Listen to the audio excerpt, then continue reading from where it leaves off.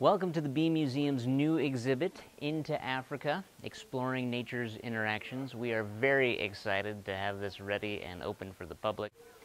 Now, the exhibit is divided up into three different ecosystems: the forest ecosystem, then it moves into the savanna, and then it concludes with the wetlands. Each ecosystem has its own stories as far as the ways in which animals interact with each other, or sometimes how they interact with plants. For example, there's a story in the savanna about the acacia and the ants.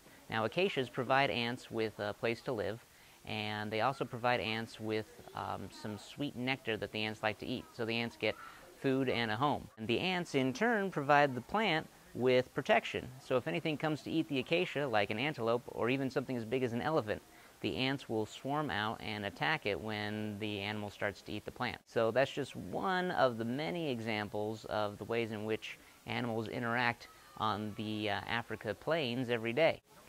So you may come into this room and ask, hey, where are those panels that light up when I push the button?